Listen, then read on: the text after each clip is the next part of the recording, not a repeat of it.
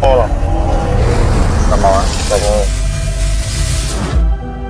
Orang lagi senang. Saya dekat Kia pun dekat 30 tahun dah. Satu orang? Okay. So, bila saya sudah ada niat masuk Islam, You bangun pagi-pagi terus fikir mau masuk Islam? Ha? Petang-petang? petang, Bangun tidur, masuk Islam? pukul 4 lebih tu. Macam mana tiba-tiba fikir boleh masuk Islam pula bangun tidur? Oh, Macam? tak tahu. Hah?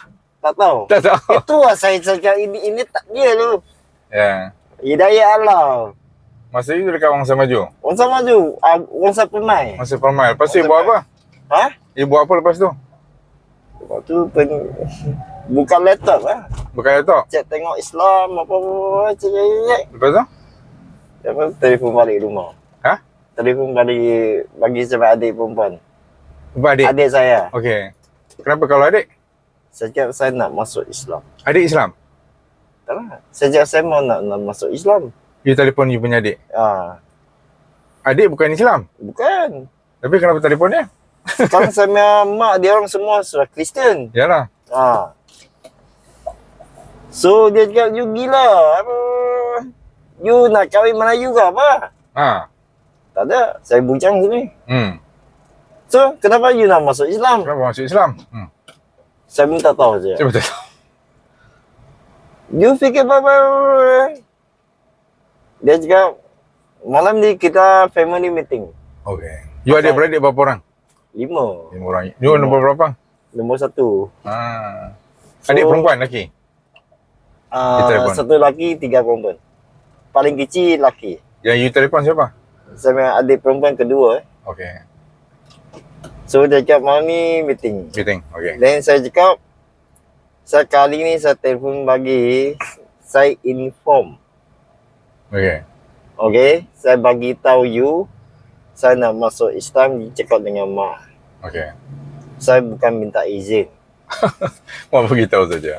Saya bagi tahu saja, inform. Inform.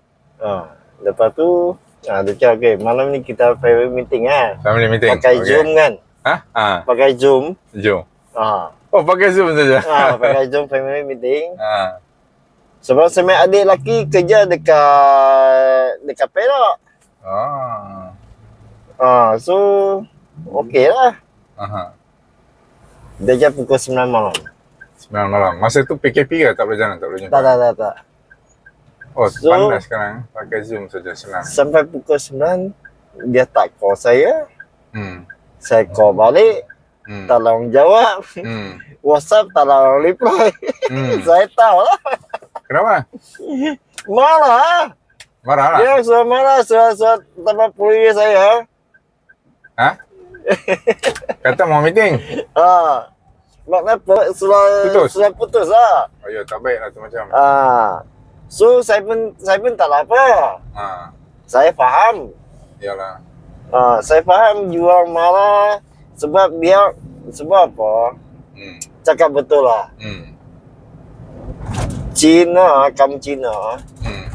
Sebab bagi saya sendiri, sejak kecil kita dengar dulu memang orang Islam cakap ini tak boleh, itu tak boleh.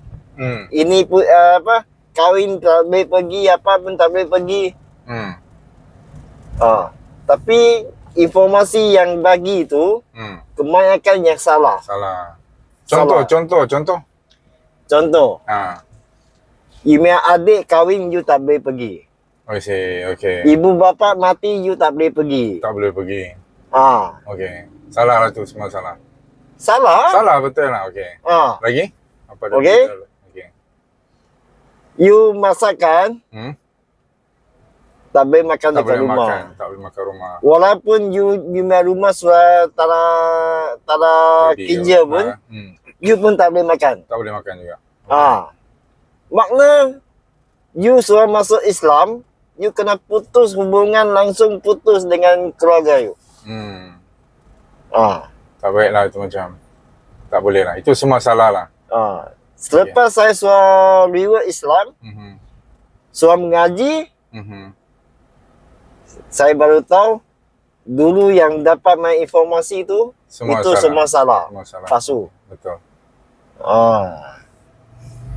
Okay. So ini adalah salah faham antara agama. Agama. Okay. Salah faham. Salah faham. Okay. Ah.